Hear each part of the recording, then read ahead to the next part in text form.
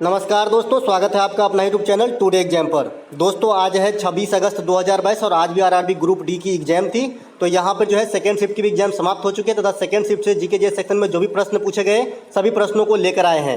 दोस्तों सभी प्रश्न 100% ओरिजिनल है और मुझे जो है यहाँ पे काफ़ी मशक्कत करनी पड़ी। मैंने पोल के माध्यम से आपको पोस्ट भी किया था, कोई क्वेश्चन प्राप्त हो तो हमें बताएं। 2-4 लड़के ने बताया, तो इसके माध्यम से जो पूरे क्वेश्चन लगभग प्राप्त हो चुके हैं। देख लीजिए कौन कौन सा ओरिजिनल क्वेश्चन पूछा गया था। दोस्तों मैं आपके साथ कुछ भी ऐसा नहीं करूँगा कि ये क्वेश्चन पूछा गया था। जो ओरिजिनल रहेगा, जिस दिन नहीं मिलेगा उस दिन बोल दूंगा कि नहीं मिला है। तो देख लीजिए कौन कौन सा प्रश्न आया था। एक प्रश्न आया था कि PbNO3 को गर्म करने पर क्या प्राप्त होता है। Pb सीसा का संकेत होता है, ध्यान रखिएगा। तो PbNO3 को जब गर्म करेंगे ऑक्सीजन की उपस्थिति में तो नाइट्रोजन डाइऑक्साइड जो है बाहर निकलेगी, NO2 बाहर निकल जाएगी। ध्यान रखिएगा, N2O को नाइट्रस ऑक्साइड कहा जाता है, जिसे हंसने वाली गैस कहते हैं, लॉफिंग गैस कहते हैं। यहाँ पे मैंने मेंशन कर दिया है, इसीलिए नाइट्रोजन ऑक्साइड और नाइट्रस ऑक्साइड में फर्क है। शुष्क बर्फ को ठोस कार्बन डाइऑक्साइड कहा जाता है, जो आने वाले शिफ्ट में आपको देखने को मिलेंगे।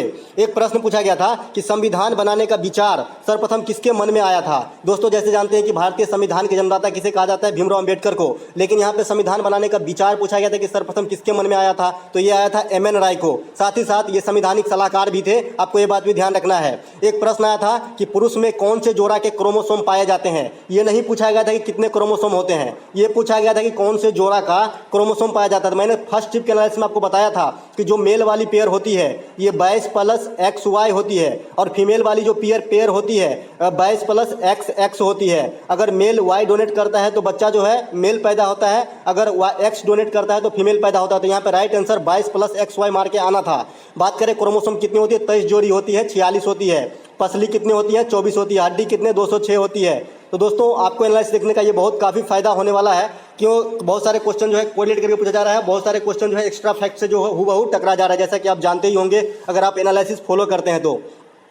एक प्रश्न आया था कि खाद्य श्रृंखला के बारे में क्या क्रम है। दोस्तों खाद्य श्रृंखला के बारे में जो सबसे क्रम है, अच्छा इसमें और भी बीच में मेंशन हो सकते हैं, लेकिन यहाँ पे 3 ही दिए गए थे। तो पहला उत्पादक होता है जो पेड़ पौधे हैं, उसके बाद शाकाहारी जीव, उसके बाद मांसाहारी जीव। तो ये सही क्रम है। ऑप्शन नंबर सी में दिया गया था, वो लड़का पता है सी में था और राइट आंसर करके आया था वो लड़का। एक प्रश्न आया था कि हरियाणा सरकार ने कोविड-19 के लिए कौन सी योजना चलाई थी। दोस्तों हरियाणा सरकार कोविड-19 के लिए 1 से अधिक ऐप भी लॉन्च किए हैं, योजना भी चलाए हैं। तो ऑप्शन नहीं है मेरे पास, आप बताइएगा कि इस क्वेश्चन के लिए राइट आंसर क्या था। एक यहाँ पे प्रश्न पूछा गया था कि कौन सा जो है कौन सा यहाँ पे पूछा गया था कि घटनाओं का सही क्रम क्या है, घटनाओं का सही क्रम क्या है। तो यहाँ पे 4 घटना का नाम दिया गया था, चौरा चौरी हत्याकांड, साइमन कमीशन का भारत आगमन, जालियांवाला बाग और रॉलेट एक्ट। आप जानते हैं चौरा चौरी हत्याकांड कब हुआ, 1922 ईस्वी में। इसी के तहत जो है असहयोग आंदोलन बंद करना पड़ा था, जिसकी शुरुआत 1920 में महात्मा गांधी के द्वारा हुआ था। उसके बाद साइमन कमीशन की फॉर्मेशन कब होती है, 1927 में। लेकिन भारत कब आता है, 1928, इसे गोरा का कमीशन कहा गया था। जालियांवाला बाग हत्याकांड कब होती है, 13 अप्रैल 1919 को। रॉलेट एक्ट कब होती है, जालियांवाला बाग हत्याकांड के बाद। तो इसमें सही क्रम क्या हो जाएगा, सबसे पहले हो जाएगा आपका जालियांवाला बाग हत्याकांड, फिर रॉलेट एक्ट, फिर चौरा चौरी हत्याकांड और लास्ट में हो जाएगा आपका साइमन कमीशन। तो इस प्रकार के आपको मिला के आना था। एक प्रश्न पूछा गया था कि इनमें से कौन सी नदी मध्य प्रदेश में प्रवेश करती है। बहुत सारे जो यूट्यूबर हैं अमरकंटक जो है, महानदी, ये सब जो है अपना सोन नदी, नर्मदा, ये सब पोस्ट कर दिए हैं, लेकिन ये बिल्कुल गलत है। क्वेश्चन ये नहीं आया था। क्वेश्चन आया था कि इसमें से कौन नदी जो है मध्य प्रदेश में प्रवेश करती है। तो ऑप्शन के अनुसार जो है महानदी राइट आंसर हो जाएगा, क्योंकि महानदी जो है उड़ीसा से निकलती है और मध्य प्रदेश में प्रवेश करती है। महानदी उड़ीसा के प्रमुख हीराकुंड बांध परियोजना जो है इसी नदी पर स्थित है। ब्राह्मणी नदी को उड़ीसा का शोक कहा जाता है। साथ ही साथ अमरकंटक से कौन कौन सी नदी निकलती है, नर्मदा और सोन। जो मध्य प्रदेश का जीवन रेखा कहलाता है नर्मदा नदी, आपको ये बात भी ध्यान रखना है। और अरब सागर में गिरती है। और नर्मदा नदी के बारे में क्या है, सरदार सरोवर परियोजना उसी नदी के ऊपर स्थित है, जो फर्स्ट शिफ्ट में पूछा गया था। एक प्रश्न आया था कि बिरंजक चूर्ण को अगर एसिड के साथ, अम्ल के साथ अभिक्रिया कराया जाएगा तो क्या प्राप्त होगा। तो बिरंजक चूर्ण को अगर अम्ल के साथ अभिक्रिया कराया जाएगा तो क्लोरीन प्राप्त होगी। क्लोरीन CaOCl2 जो है बिरंजक चूर्ण का सूत्र होता है, इसे ब्लीचिंग पाउडर भी कहा जाता है। तो आप देख लीजिए कि इसमें से जो है क्लोरीन बाहर हो जाएगी। चलते हैं आगे। अगला एक प्रश्न पूछा गया था कि अनुच्छेद 16 का संबंध किससे है। दोस्तों अनुच्छेद 16 का संबंध जो है ये बताता है कि नियोजन के विषय में अवसर को समान अवसर प्रदान करेगा नागरिकों को। नियोजन के विषय में इस प्रकार के लगाना बहुत जरूरी है, क्योंकि वहाँ पे समता का अधिकार भी दिया गया था। बहुत सारे स्टूडेंट ने समता का अधिकार मार के आया है, ये बिल्कुल रॉन्ग है। समता का अधिकार जो है अनुच्छेद 14 में बताया गया है। अनुच्छेद 17 अस्पृश्यता का अंत है। अनुच्छेद 18 उपाधियों का अंत है। अनुच्छेद 19 प्रेस की स्वतंत्रता है। अनुच्छेद 21 अनिजता का अधिकार है। अनुच्छेद 23 और 24 ये जो है 23 जो है मानव शोषण पे रोक और 24 जो है बाल श्रम पे जो है रोक बताता है कि 14 वर्ष से कम उम्र के बच्चे को कल कारखाने में नहीं लगाया जा सकता। साथ ही साथ मौलिक अधिकार के और भी आर्टिकल जो है 25 से लेकर 28 तक ये धार्मिक स्वतंत्रता से है। उसके बाद 29 और 30 जो है ये अल्पसंख्यक हित से है और अनुच्छेद 32 जो है इसे संवैधानिक उपचारों का अधिकार कहा जाता है। भीमराव अम्बेडकर ने इसे ही संविधान का आत्मा कहा है। साथ ही साथ सुप्रीम कोर्ट जो है 5 प्रकार का रिट इसी आर्टिकल का प्रयोग करके जो है करते हैं। तो आपको इतना बात याद रखना है, 12 से 35 तक जो है मौलिक अधिकार वर्णित है, भाग 3 में रखा गया है, अमेरिका के संविधान से लिया गया है, यूएसए के संविधान से, और 6 मौलिक अधिकार वर्तमान में है।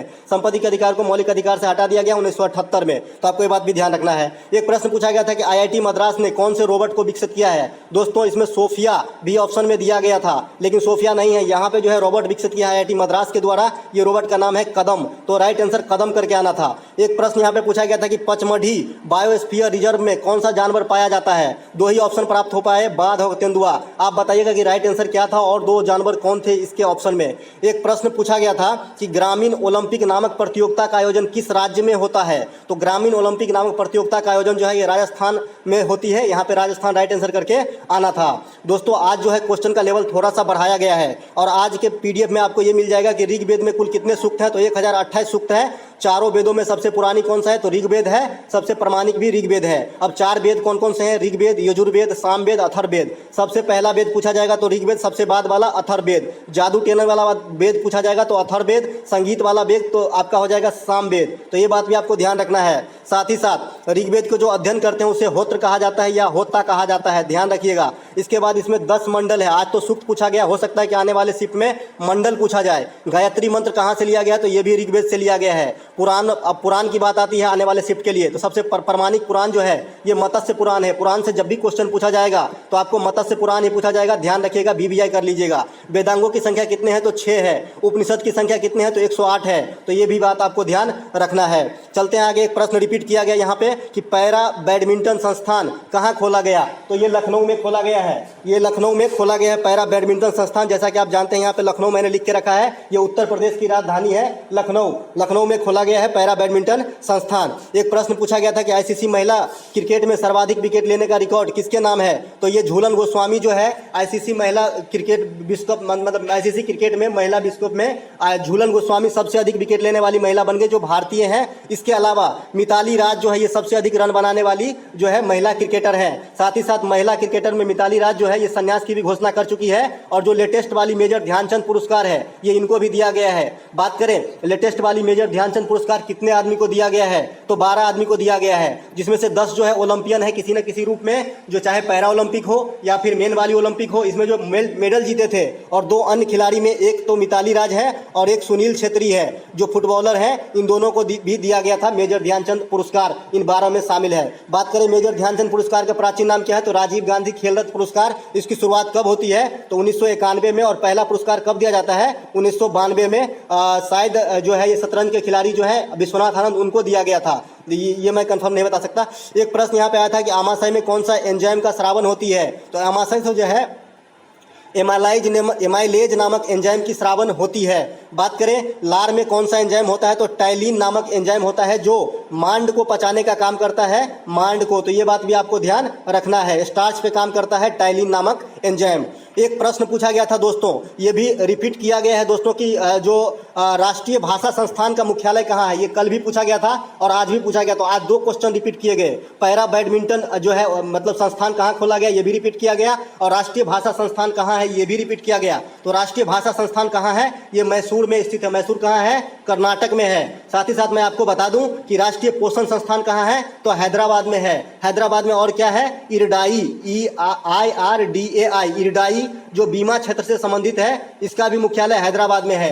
राष्ट्रीय पोषण संस्थान का मुख्यालय भी हैदराबाद में है। चार मीनार भी हैदराबाद में है। तो ये सब बात आपको ध्यान रखना है आने वाले शिफ्ट के लिए। अगर आप एग्जाम देने वाले हैं तो आपको इस तरीके से कुछ पढ़ना होगा कि जो भी क्वेश्चन पूछा जाता है उसकी जो भाई है बहन है वो भी आपको याद रखना होगा, क्योंकि इसी प्रकार के प्रश्न एग्जाम में आ रहे हैं अब तक जितने दिन भी एग्जाम हुए। और दोस्तों अगर आपको ये पीडीएफ चाहिए तो आप टेलीग्राम का लिंक दिया गया होगा, आप ज्वाइन कर लीजिएगा, आपको पीडीएफ मिल जाएगा। बहुत सारे जो है एक्स्ट्रा फैक्ट से क्वेश्चन लड़ रहे हैं जैसा कि आप जानते हैं।